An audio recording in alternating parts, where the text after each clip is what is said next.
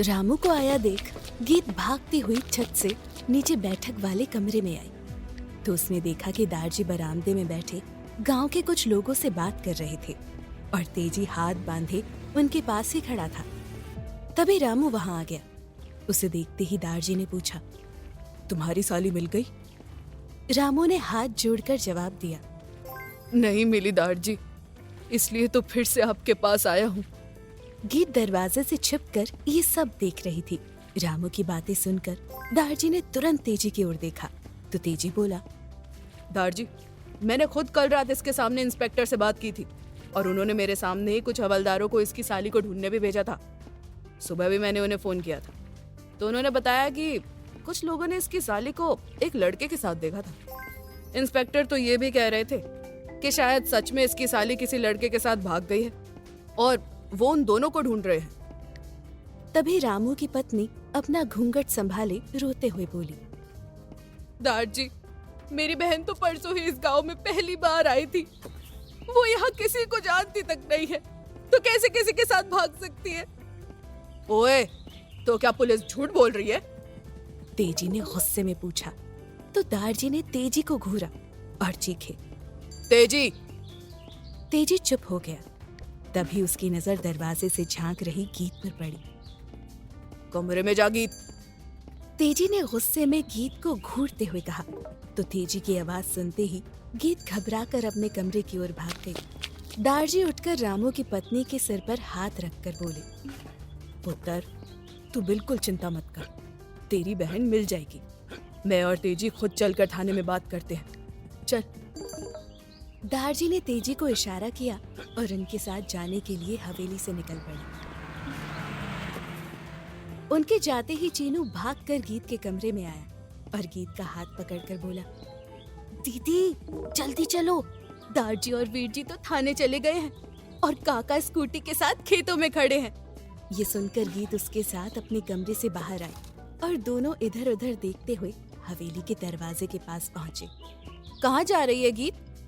पम्मी ने पूछा तो गीत और चीनू दोनों के कदम रुक गए और दोनों ने पलटकर पम्मी की ओर देखा। गीत मुस्कुराते हुए पम्मी के पास आई और उसके कंधे पर हाथ रखकर बड़े प्यार से बोली, भाभी, वो ना चीनू को मेरी स्कूटी पर घूमना है, इसलिए हम गीत बोलते बोलते रुक गई। हाय रब्बा, गीत, कल तू बच गई थी तो क्या आज मार खानी है तुझे? जो तो स्कूटी चलाएगी, अगर उन्हें पता चल गया कि उनके मना करने के बाद भी तूने स्कूटी चलाई है तो तेरा वो हाल करेंगे जो तूने सपने में भी नहीं सोचा होगा। पम्मी ने घबराते हुए कहा। गीत आहिस्ता से बोली, वीर जी और दारजी को कैसे पता चलेगा भाभी? वो तो अभी अभी थाने गए हैं और ताऊ जी वो भी गांव के बाहर मंडी में आम के ट्रक लेकर गए हैं, शाम तक ही आएंगे और पापा जी तो कुछ नहीं कहेंगे। आप प्लीज माँ और ताई जी को कुछ मत बताना, वो दोनों भी अभी अभी पापड़ बनाने छत पर गई हैं। 2-3 घंटे तो लगने ही है उनको भी, प्लीज ना भाभी, जाने दीजिए ना। नहीं गीत, पम्मी ने डरते हुए कहा। पर तभी चीनू ने गीत का हाथ पकड़ा और पम्मी से बोला, हम जल्दी आ जाएंगे भाभी। पम्मी आगे कुछ कह पाती उसके पहले ही चीनू ने दरवाजा खोला और गीत का हाथ पकड़कर उसे वहां से ले जाने लगा। पम्मी ने उन्हें रोकने की कोशिश की पर दोनों ने उसकी नहीं सुनी और वहां से भाग गए। पापा जी, गीत की रक्षा करना। पम्मी ने अपने हाथ जोड़कर ऊपर देखते हुए कहा। इधर गीत ने अपने दुपट्टे से अपना चेहरा ढका और चीनू के साथ अपने खेतों में पहुंची। बलवंत स्कूटी के पास ही खड़ा था। गीत ने भागकर अपनी स्कूटी को छुआ तो उसके चेहरे पर मुस्कान आ गई। तभी बलवंत गीत को स्कूटी की चाबी देते हुए बोला, पुत्र, आधे घंटे में वापस आ जाना, मैं तुम दोनों का यही इंतजार करूंगा। ये ले हेलमेट। गीत ने जल्दी से अपना हेलमेट पहन लिया और स्कूटी पर बैठकर स्कूटी स्टार्ट की। चीनू भी पीछे बैठ गया और दोनों वहां से निकल गए। इधर मान अपने कमरे में कुर्सी पर बैठा सामने टेबल पर रखी एक मशीन से मिट्टी को देख रहा था। तभी मुंशी जी वहां आकर बोले, छोटे साहब, गांव के लोगों से पूछताछ करने से पता चला है कि तेजेंद्र बहुत ही कमीना आदमी है और शायद वो ये जमीन दारजी से छिपकर बेच रहा है। तो फिर वो अपनी बहन से जमीन के कागज साइन कैसे करवाएगा? मान ने मशीन में लगी दूरबीन से मिट्टी को देखते हुए पूछा। तो मुंशी जी ने जवाब दिया, सुना है उस घर में औरतों की जरा भी नहीं चलती है। मुझे लगता है कि तेजी धोखे से जमीन के पेपर साइन कराएगा अपनी बहन से, और अगर उसकी बहन अनपढ़ हुई तो आसानी से अंगूठा लगवा लेगा। मुझे किसी भी काम में बेईमानी पसंद नहीं है, इसलिए जाकर तेजिंदर सिंह से कहो कि हम 40 करोड़ देने को तैयार हैं, पर उसकी बहन मेरे सामने अपनी मर्जी से जमीन के कागजों पर साइन करे, वो भी उनके दादाजी की गवाही के साथ। ये शर्त है मेरी। मान ने मुंशी जी की ओर देखकर कहा। मुंशी जी 2 पल सोचकर बोले, पर उसकी जरूरत क्या है छोटे साहब? तेजिंदर सिंह कैसे भी हमें पेपर साइन करवा के दे, उसके फैमिली मैटर से हमें क्या लेना? हमें जमीन मिल जाए बस, फिर हम यहाँ से चले जाएंगे। मुंशी जी, आप जानते हैं कि मुझे लीगल काम करना ज्यादा पसंद है, और मैं नहीं चाहता कि तेजिंदर के उस धोखे का इल्जाम कल कोई मुझ पर लगाए। पहले ही बहुत से इल्जामों के बोझ तले दबकर जी रहा हूँ। मान ने गुस्से से कहा। ये सुनकर मुंशी जी चुपचाप वहां से जाने लगे। तो मान बोला, रुकिए। मुंशी जी ने पलटकर मान की ओर देखा। तो मान ने अपनी जीप की चाबी उठाते हुए पूछा, आपने दादी को ये नहीं बताया कि कल मैंने कितनी बार सांसें ली? मुंशी जी की आंखें खुली की खुली रह गईं। उन्होंने कोई जवाब भी नहीं दिया और सिर झुकाकर खड़े हो गए। तो मान उनके पास आकर बोला, अब अगर आपने दादी माँ को यहाँ की खबरें देना बंद नहीं की तो मैं आपको चंडीगढ़ रवाना कर दूंगा, और वो भी आज ही, समझे आप? इतना कहकर मान गुस्से में वहां से चला गया। उसके जाते ही मुंशी जी मुस्कुराते हुए बोले, छोटे साहब, आप मुझे कहीं नहीं भेजेंगे क्योंकि आपको ही मेरी सबसे ज्यादा जरूरत पड़ती है। इतना कहकर मुंशी जी फिर से मुस्कुरा दिए। इधर गीत स्कूटी चला रही थी। पीछे बैठा चीनू अपनी दोनों बाहें खोलकर मुस्कुराते हुए बोला, दीदी और तेज चलाओ, बहुत मजा आ रहा है, और तेज। गीत मुस्कुराने लगी और उसने स्कूटी की स्पीड और बढ़ा दी। कुछ देर में दोनों बाजार में उस जगह पहुंच गए जहां गीत का ताबीज खोया था। वो जगह देखते ही गीत का ध्यान सामने से हट गया और उसने अपनी स्कूटी पर ब्रेक लगा दिया। ब्रेक लगाते ही उसकी स्कूटी सामने से आ रही मान की जीप से टकरा गई। मान ने भी तुरंत गाड़ी पर ब्रेक लगा दिया। गीत और चीनू दोनों जमीन पर जा गिरे। मान ने गुस्से में अपनी जीप से उतरकर जीप की टूटी हुई हेडलाइट देखी और फिर गीत को घूरने लगा।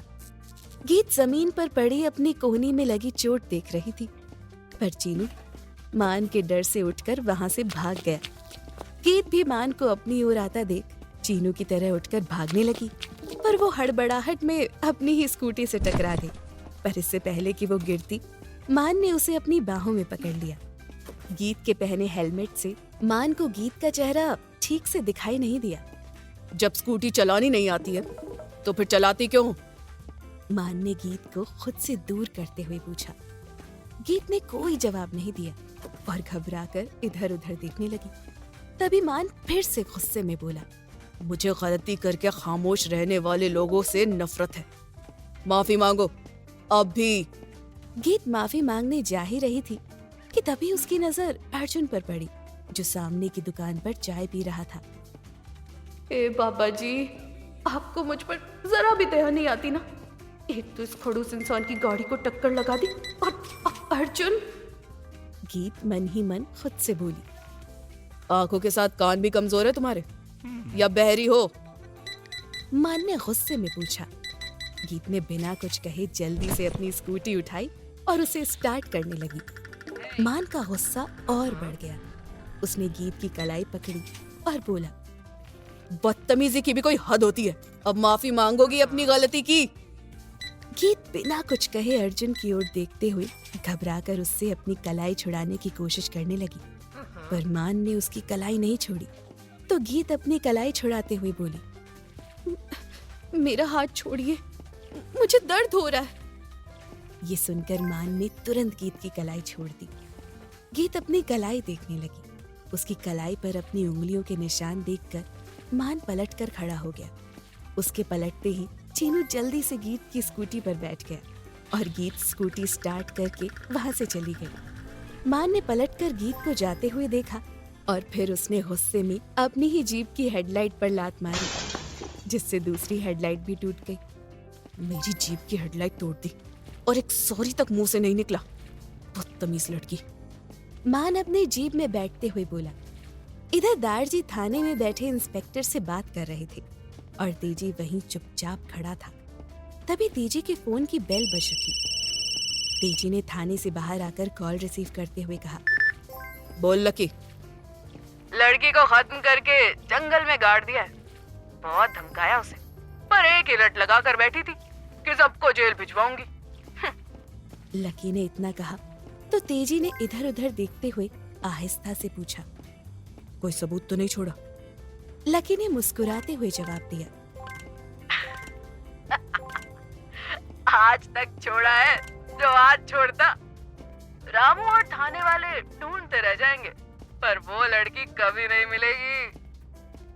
ये सुनकर तेजी मुस्कुराने लगा तो लकी बोला, उस रईस जादे के मुंशी का फोन आया था, तुझसे मिलना चाहता है।